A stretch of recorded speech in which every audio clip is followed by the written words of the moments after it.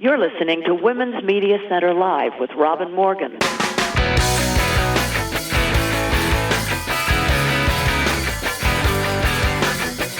Welcome to Women's Media Center Live. I'm Robin Morgan. Good grief, another news saturation week. The Turks are trying to annihilate the Kurds with Trump's permission.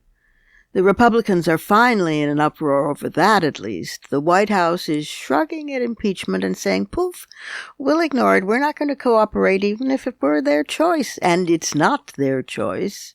Protesters are in the street. A majority of Americans now wants to see Trump out of office, and he himself is having a full brain meltdown in public. Look at it this way. Halloween's around the corner. And Thanksgiving is coming up. Also, we have a show for you today that is full of autumnal snap and crackle. My dear pal and co-founder of the Women's Media Center, as well as a recidivist guest on this program, Jane Fonda, is back again. Today she'll tell us what has energized her most lately, why she's moved to Washington, D.C. for 4 months, and how and why she hopes to spend her 82nd birthday in jail. That's Jane, all right. And of course there's Surrealism Corner and a fighting words warning about an overlooked escape hatch Trump loyalists might try to take as things get even harder for them. Why hasn't anyone else been noticing this? But before any of that, we're going to go inside the headlines.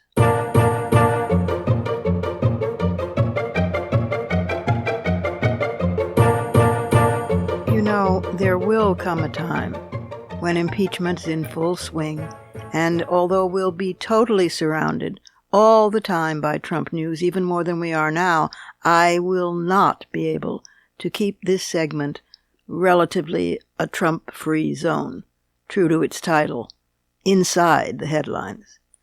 But let's give it a go this week again. We'll start at home and go abroad from there. Time's Up, the advocacy organization founded by influential women in Hollywood as an offshoot of the Me Too movement, has a new chief executive, an attorney, Tina Chen, former chief of staff to Michelle Obama, and a founder of Time's Up. She now has the job of president and CEO. She was also a founder of the organization's Signature Initiative, a legal defense fund for non-influential women who experienced sexual harassment at work.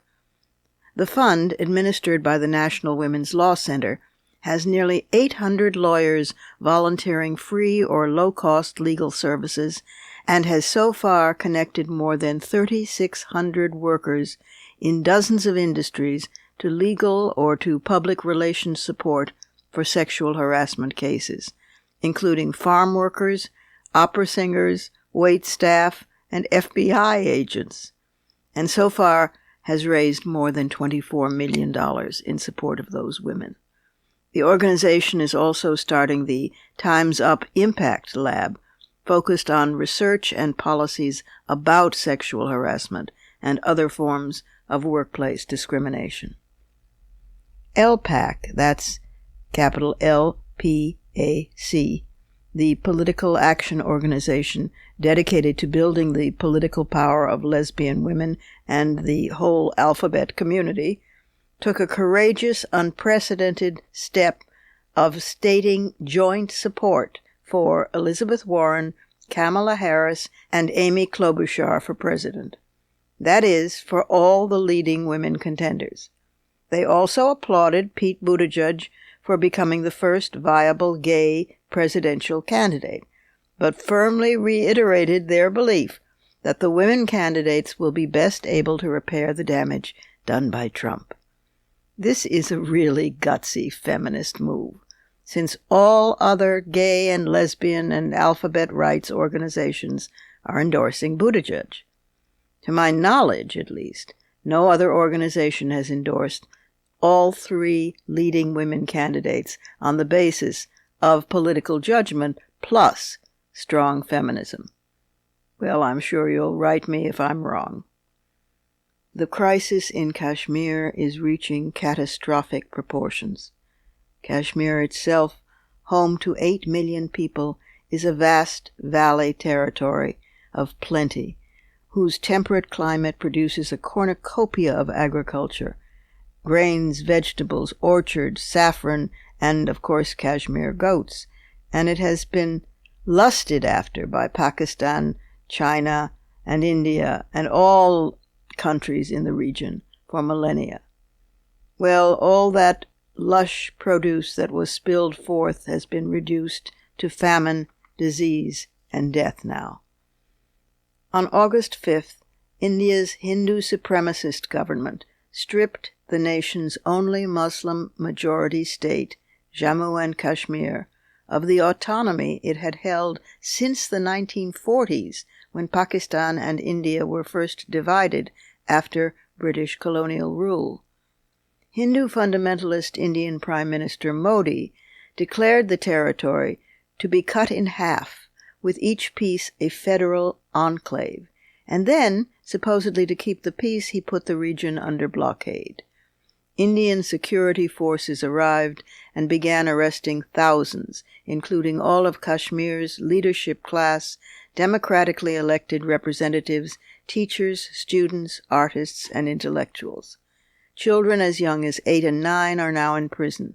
The internet is cut off, mobile phones no longer work, people have been ordered to stay indoors or be shot, and they are if they venture out. No one goes to school, to work, or can even go to the hospital.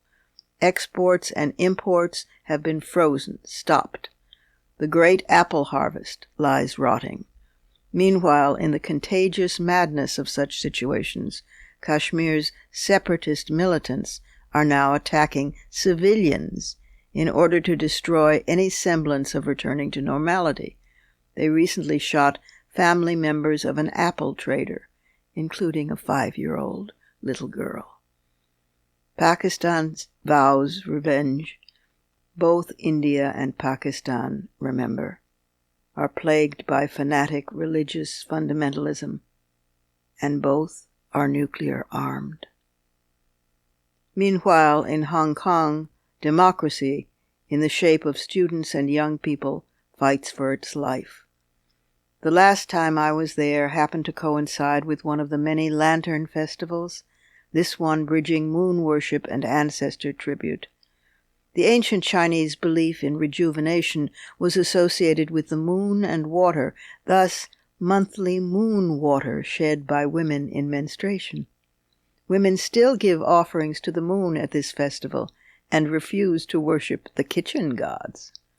In Hong Kong, wherever you are, you're near water, and it is breathtaking at night when thousands of people gather at the shore sides and beaches, sprawling out and lighting their little lanterns, small red paper bags with a tiny candle inside each one, and then, one by one, let them loose to float on the water or to be caught by a drift of wind upward into the sky.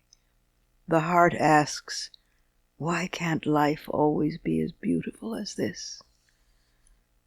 But since June 9th, this sophisticated yet lyrical place has been fighting to keep its soul.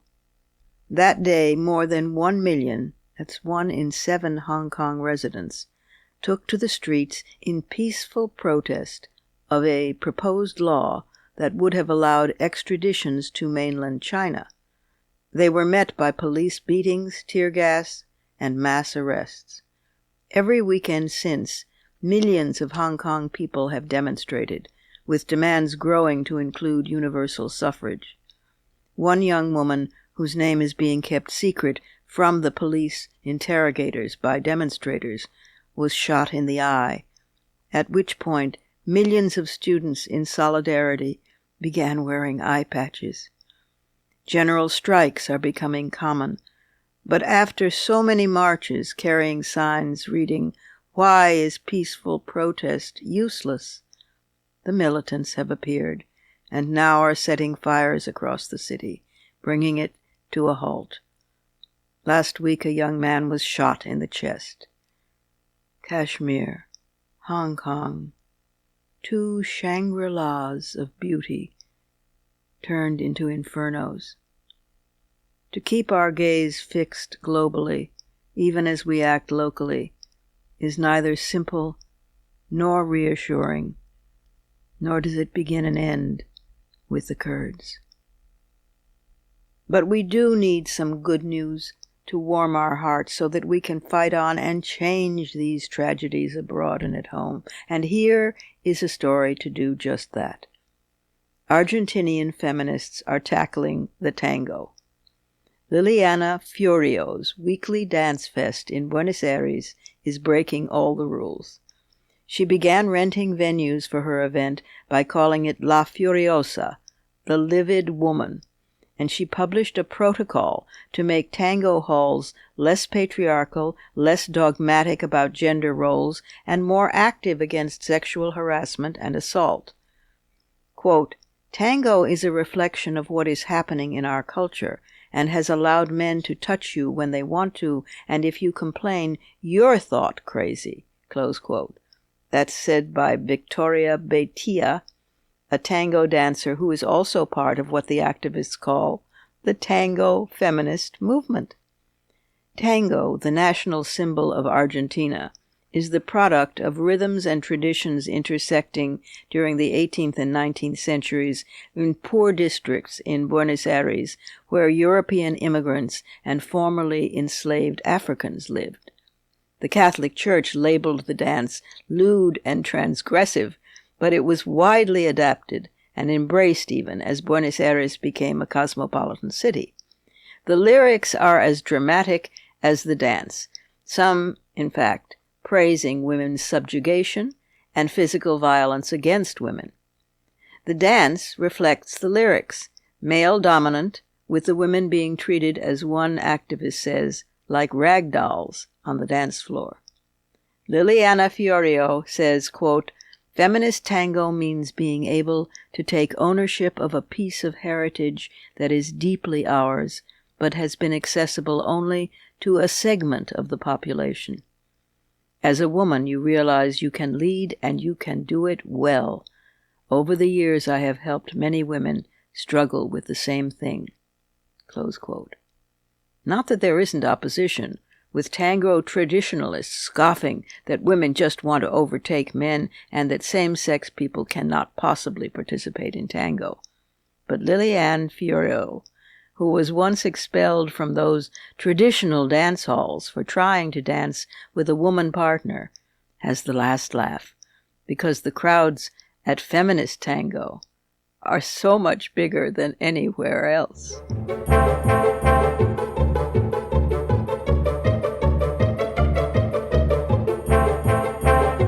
Time for a short break here, but we'll be right back, and we have a lot of show coming up, including Jane Fonda, who I've decided if we could all just plug into her, she would be an alternative to fossil fuels. Such an energy source. And also, coming right up, is the Surrealism Corner.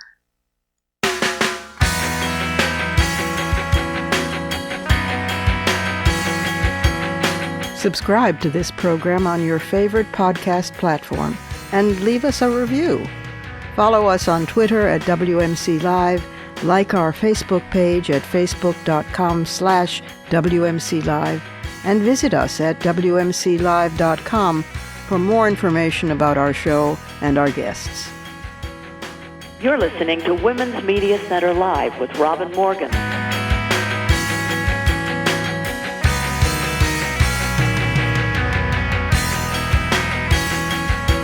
Why, this is the Surrealism Corner, nor are we out of it.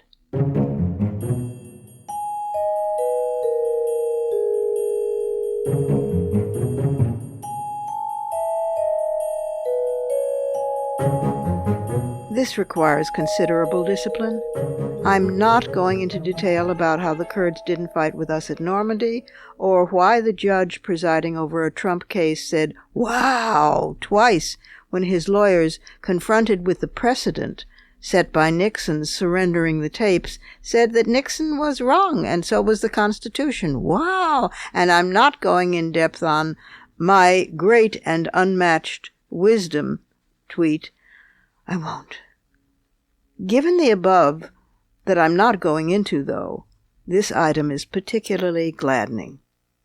New kinds of organic compounds, the ingredients of amino acids, have been detected in the plumes bursting from Saturn's moon, Enceladus. The findings are the result of ongoing research on data from NASA's Cassini mission.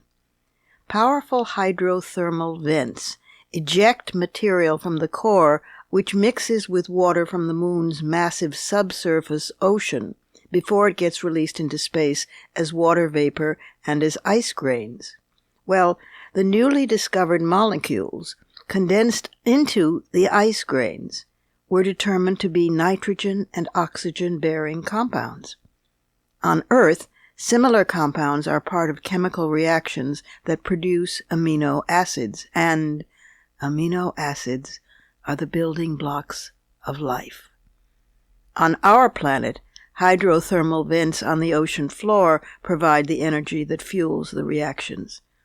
Now, the research team doesn't yet know whether amino acids are even needed for life beyond Earth, but finding the molecules that form the acids means that life could be on the same pathway via the ocean of Enceladus as it is here on Earth. More from oceans, or rather, this time about their inhabitants. Humpback whales spend the summer in cold feeding areas, but when it's time to mate, they return to where they were born. There, the males sing songs with distinctive sounds common to that breeding ground, like a local jingle or a high school or college sports song. However, a study recently published in the Royal Society's Open Science Reports journal says that at least one place exists where whales trade off. Raoul Island, nearly 700 miles off the New Zealand coast, is where humpback whales from the South Pacific congregate on their way from various breeding grounds to feeding grounds near Antarctica. While there, they do something researchers have never before encountered. Whales from each breeding ground share songs and learn each other's. Now, this is all male humpback whales we're talking about, since female humpback whales make fascinating sounds of their own, and they seem to take male songs into account when choosing their mates. But they have not yet been observed in such a share songfest. I'll bet anything they have them, though. Or maybe their songs are more practical, calling their calves, for instance, or warning of whalers, since they don't have to audition for a mate. Anyway, after decades of analyzing the singing of South Pacific whales, scientists from the South Pacific Whale Research Consortium noticed that the whales were remixing their songs to incorporate music associated with other breeding grounds. Apparently it moves from west to east, said one researcher. The song we hear in New Caledonia this year, next year we'll hear elements of that song from the whales in Tonga. This is the first known cultural transmission of song among whales discovered. But hopefully there's going to be more data emerging, since now we know at least one place where the whale jam sessions take place. Far less lovely, in fact, unlovely in the extreme, is the news that after all that not so long ago fanfare and publicity that Facebook was newly exerting due diligence on fact-checking and taking down sites, ads, and posting, remember all that? Well, they were flat-out lies. Mark Zuckerberg, who sometimes I think may just be the kid Damien, Damien Thorne, all grown up and having discovered the omen was coding after all. Well, anyway, he had a private meeting with Donald Trump.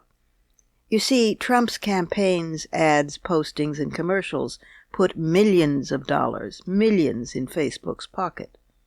I guess such friends never unfriend friends. because the policy of fact-checking quietly, almost invisibly, changed. Facebook now exempts politics from its third-party fact-checking program.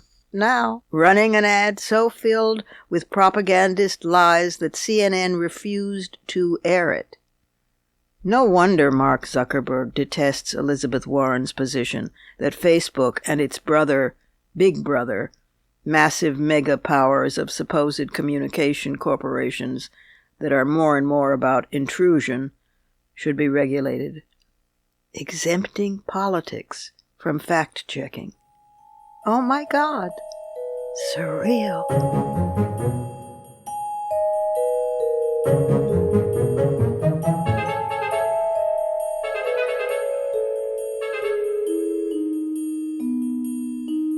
Time for another short break, but we'll be back in just a moment. And in the interim, grab a pencil and pad and write down firedrillfridays.com.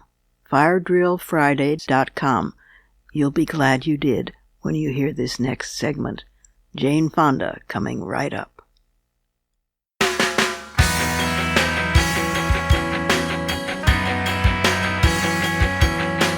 The Women's Media Center, founded in 2005 by Jane Fonda, Gloria Steinem, and myself, is a progressive, nonpartisan, nonprofit organization working to make women visible and powerful in media. You can learn more about the WMC at womensmediacenter.com. You're listening to Women's Media Center Live with Robin Morgan.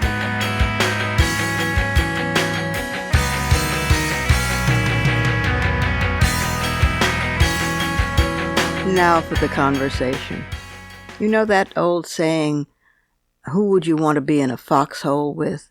Well, it's a generational difference left over from World War I and World War II.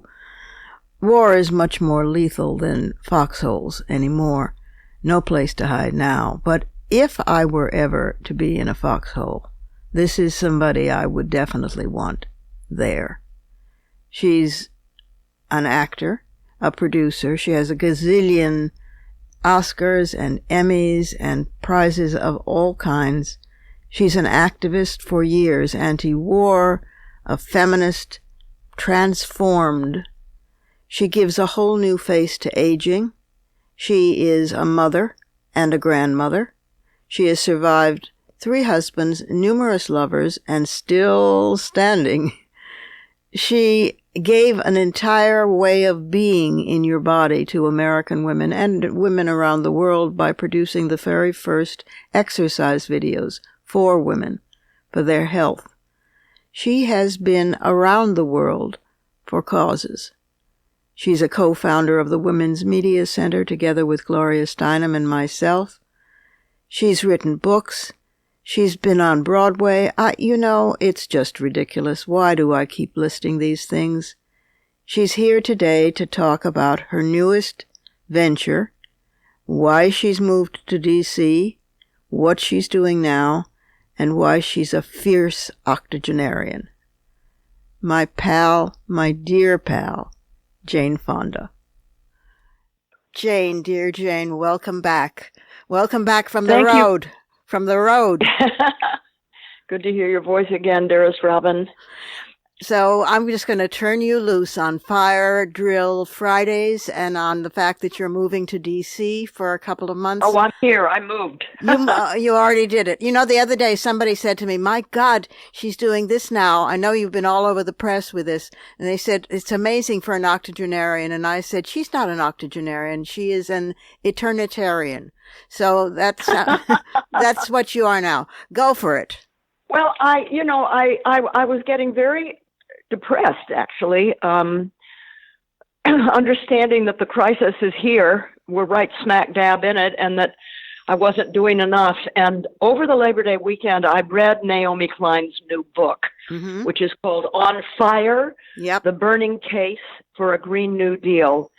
And it really rocked me and inspired me. One of the important things that it did was that it explained the Green New Deal to me in ways that I could really grok. I'm one of those people. When I first heard the press conference, I said, "Oh God, why are they bringing everything into it? This is about climate." After I finished Naomi's book, I thought, "What a schmuck!" Because what it is, the Green New Deal is the framework to guide us going forward. It's not a policy, but there are very, very smart people all over the country working away right now, attaching policies to it. So by the time we get a new president, she'll be able to have, right out of the gate, she'll be able to know what to do and start right off. The other thing, the reason that it's so inclusive is this. Yes, we're in a climate crisis, but we're also in an empathy crisis. The fabric of our society is unraveling. I'll say. Number one. Number two, we have to, what needs to be done, and I believe it needs to be done within the framework of a Green New Deal, is so profound and structural, systemic changes in our economy and our society. And it can happen within the framework of capitalism with a lot of regulation added to it. But it is so big and so profound that everybody is going to have to work together to push it through. The only reason that Franklin Delano Roosevelt passed the New Deal was because people were in the streets. That's right. He had to pass Social Security and everything else that he did because he was staving off an outright revolution. Right. That's what we have to do. We have to make it impossible for whoever the new president is to not push forward the Green New Deal. Now, for that to work, it means that everyone has to be behind it. Obviously, the fossil fuel industry and the politicians they bought off are going to fight it tooth and nail. Sure. But everybody else has to be behind it, and they're not going to be behind it unless there's something in it for them. So since we have to take so much apart, we're going to put it back together again in a way that is equal, unlike the original New Deal. Frontline communities of poor people and people of color have to be the very first to receive the investments to lift them up and make them less vulnerable to climate change and less vulnerable to poverty. And they have to also be part of figuring out the solutions. They have to be part of the transition, as do fossil fuel workers and the communities that depend on the fossil fuel industry. They have to have a say-so in what the transition looks like and how it works. And those fossil fuel workers, they're not going to be just trained for new sustainable energy jobs. Those jobs have to be union. They have to pay a living wage that can support a family, buy a house, and send kids to school. So everybody has to know that this is there's something in it for them. It affects real democracy. Yeah. Finally, let's have a democracy, a real democracy. When I understood it in Naomi's book, and then when I started to watch Greta Thunberg, the Swedish student, who, because she's on the spectrum, sees things not through any filter of denial or, rationalization. She sees it right, it just pierces her straight on. For people who don't know, say what you mean by saying on the spectrum. Well, she has what is, or used to be called Asperger's. She's on the autism spectrum. Right. And people on the spectrum of autism, they're not affected by what other people think. They can't look at a starving polar bear and say, "Oh my God, how awful," and then 10 minutes later tweet about something they just bought. Right. And so when she realized what was barreling towards us, it traumatized her so much she stopped eating. And when I read that, I knew she had seen the truth and that I had to find a way to put my body on the line the way she was, and all the other students all over the world that have been joining her in these Friday climate strikes. So I decided to move to Washington, D.C., and with the help of a vast array of climate activists, including the kids, the Sunrise Movement, and the Fridays for the Future, and so forth, I'm doing every Friday. We're gonna have a rally in front of the Capitol building, and we're going to focus on a different aspect of climate change, and then we're going to get arrested. And I hope to spend my 82nd birthday in jail. But then, because you can't really go deep at a rally, the Thursday before, we're having digital live stream teach-ins where we take questions from audiences across the country or maybe even across the world. And the scientists and the experts and the celebrity activists that'll be with me on Friday will be part of that teach-in. How do people find that teach-in? How do people find it digitally? Well, our website is going up. Our website, firegrillfridays.com. This Friday was just the launch. We didn't have a teach-in. It was Naomi Klein and Annie Leonard, who is the president of Greenpeace USA, and some indigenous youth, this wonderful African-American boy, Jerome, who's been all by himself in front of the White House every Friday for a long time.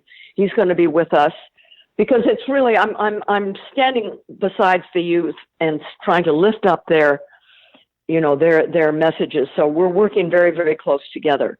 And boy, are they smart. Wow. But then after that, every Friday, we focus on something else. Like on October 18th, we're focusing on why the Green New Deal provides a framework for moving to a fossil-free future.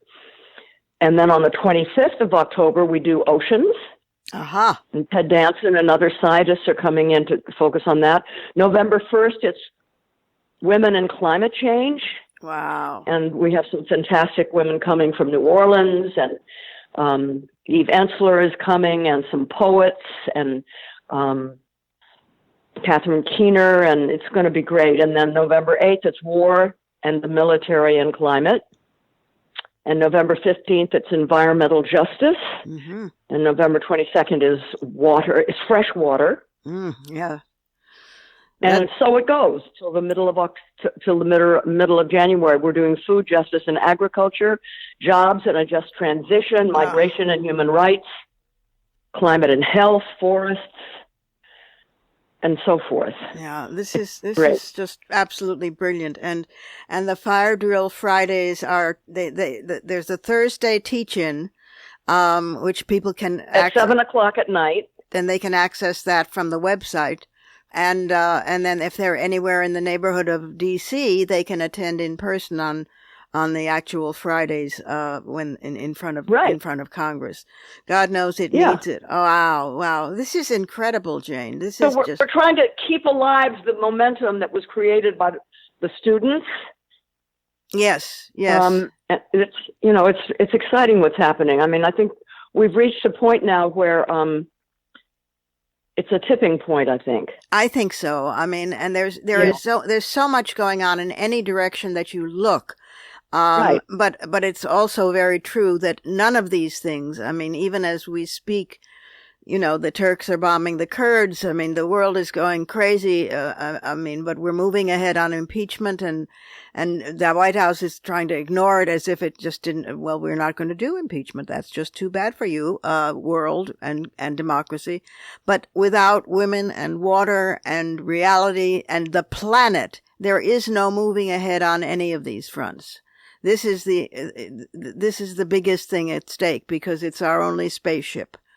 It's the existential crisis that's looming over us all. And because there is so much noise, and it's important noise. Yes. I mean, the impeachment has an impact on climate change. Everything does. I don't need to explain that. So, it helps to have a movie star get arrested and have her friends join her. Yep.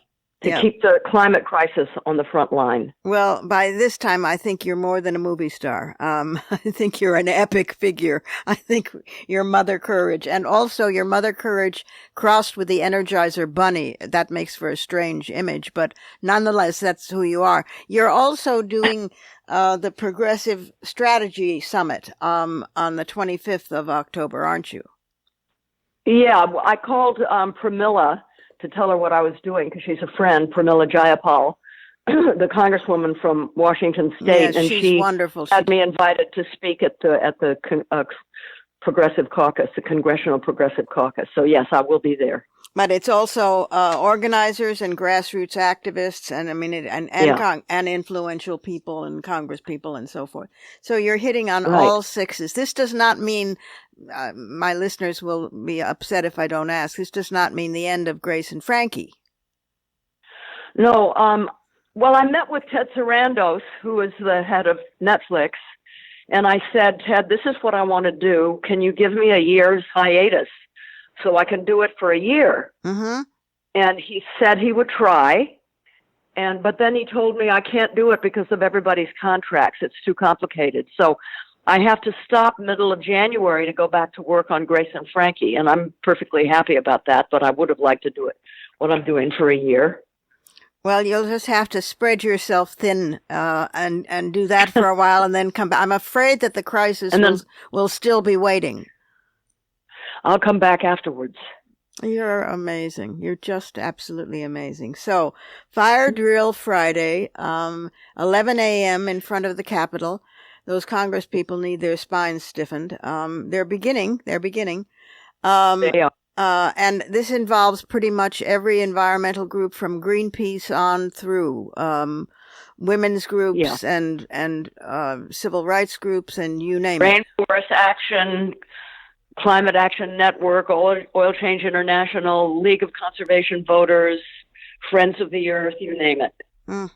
And you'll be speaking, and whoever else is an expert. And the expert on the topic, there'll be experts, scientists, celebrity activists, and kids at all of them, and frontline community people.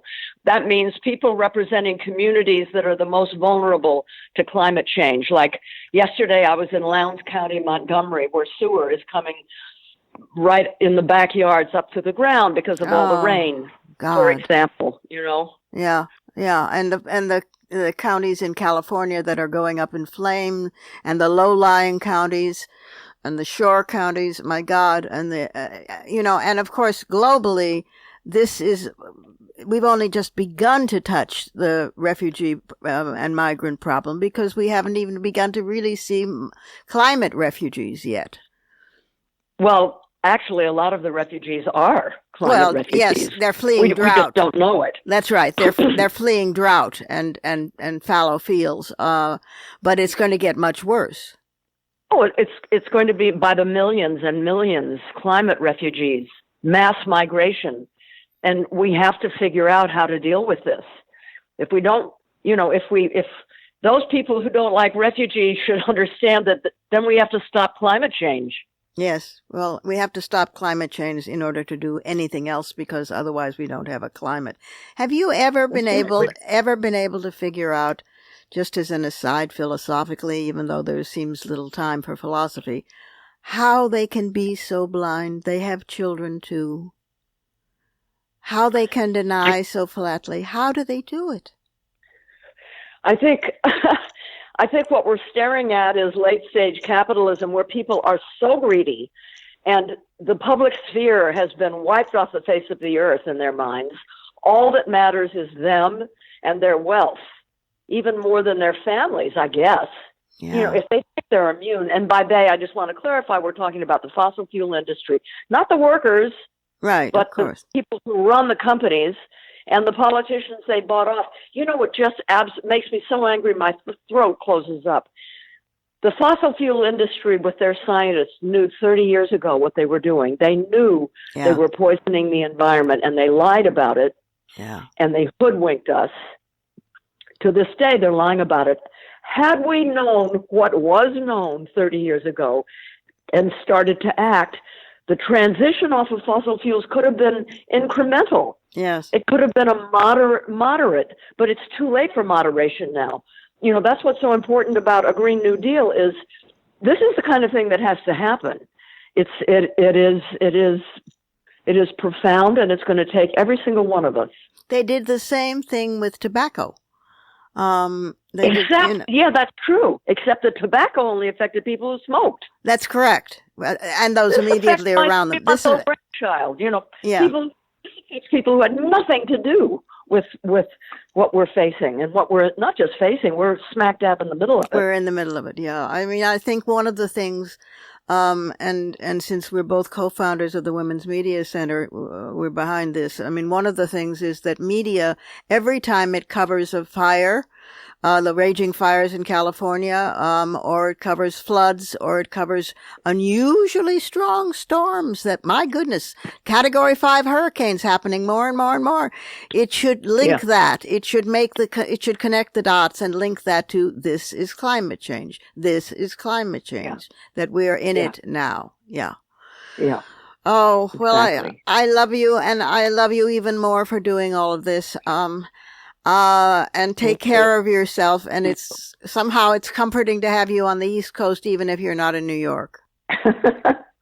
I love you, Robin. Take care, my dear. We'll be behind you. Thanks. Time for one last break, but coming up, a warning that others may have overlooked about the Trump loyalists' defense and tactics. That's in Fighting Words.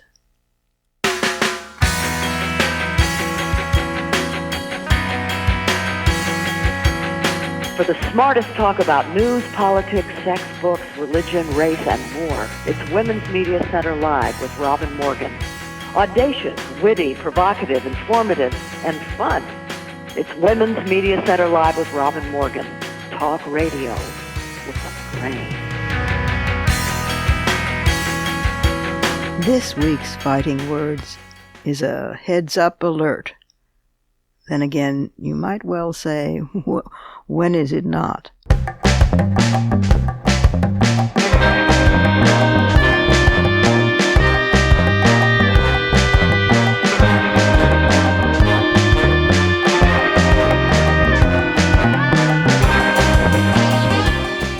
We've learned that we have to be alert about Trump's creativity when it comes to diversionary tactics. To get himself out of a corner, he will do anything, including go to war, sacrificing American casualties, and, now, in the case of the Kurds, the lives of allies who fought side by side with GIs against the so-called Islamic State Caliphate. We've learned that we need to watch for what goes on behind the scenes, inevitably nefarious, at least in the case of Trump and his minions. So here are a few things to keep an eye on as the vise tightens around him. Some people say that even if the Republican-controlled Senate were to convict Trump at a trial after the House impeaches him, and the Republican wall, you should excuse the expression, shows its first faint cracks already, well, in that case, he just might not leave office. Stage a sit-in in the Oval.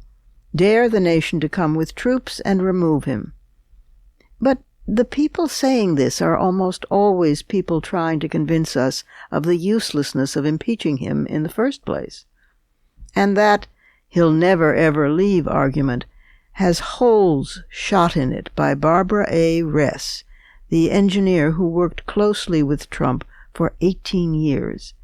She was the real construction expert behind Trump Tower in New York, and subsequently wrote a book about him and how she and other women in his employ had been treated, basically like secretaries, despite having, in her case, a degree in engineering. But see, I really trust secretaries. I was one once, and secretaries always know where the bodies are buried and what the real persona of the boss is. In interviews this past week, Barbara Ress has repeatedly made clear that the most important thing to Trump is saving face, and that rather than actually be thrown out of office, he will resign. I would have thought the opposite in terms of saving face, but she points out that of course he'll then spin it to make it look as if he's rejecting the office and Congress and the so-called deep state and the swamp and all those terrible institutions like the law that he simply is too good for. In this scenario, his spin will be encouraged and supported behind the scenes by the GOP in the desperate hope that even if it's only for one more year, they can cling to power with Pence in office. And yes, I do know that Pence is also implicated in Ukraine-gate, But I'll bet the GOP will bet on the nation being too exhausted to go after him. If he does crash and burn along with Trump, and this is what they fear, you do know who is next in succession to the presidency, don't you? Of course you do. And wouldn't that be poetic justice? In fact, the GOP might be thinking right now of yet another path to the dump Trump scenario that would be swifter and just maybe possibly rescue their reputation enough to leave at least the ruins of a party still standing. The 25th Amendment to the Constitution. Remember that? It was passed in 1965 and ratified in 1967 in the aftermath of the assassination of JFK. You can check out the full text online, and we've discussed it before, but superficially on this program. But basically, Section 4 tells you what's relevant here. Whenever the Vice President and a majority of either the principal officers of the executive departments, that's the cabinet, or of other such body as Congress may by law provide, transmits to the President pro tempore of the Senate and the Speaker of the House of Representatives their written declaration that the President is unable to discharge the powers and duties of his office, the Vice President shall immediately assume the powers and duties of the office as acting President. Now, this is tricky here because the President can then contest the charge of inability, in which case Congress decides the issue. It has to assemble within 48 hours for that purpose, if not in session. If Congress determines by 2/3 vote in both houses that the President is unable to discharge the powers and duties of his office, the Vice President shall continue to discharge the same as acting President. Otherwise, the President shall resume the powers and duties of his office. Now, please understand that I think all of the above hypothetical situations are really unlikely finales to this melodrama in which we have all been forcibly cast. But neither do I think they're so far-fetched as to be impossible. And I do hope that someone with greater influence than I, someone on the same side fighting to preserve our democratic republic, is at least strategically examining these as possible scenario now, in advance, so that we're not surprised. Meanwhile, in a spare moment, give a read to the Constitution of the United States of America. Even if you've read it before, it's worth a refresher. It's not that long a document, and for one thing it will reassure you that Trump has violated more clauses in it than even you had thought. For another, you can win arguments by quoting chapter and verse, and feel superior. Also, you can join me in getting apoplectic when Trumpians claim, in effect, that the Constitution is unconstitutional. But most of all, you can regain hope, because the founders, and those who took the founders seriously and followed them with the same brilliance and meticulous care, they all not only foresaw where we are, they left us the tools to deal with it. Those are my fighting words. Add yours on Twitter, and remember to tag us at WMC Live and use the hashtag #FightingWords.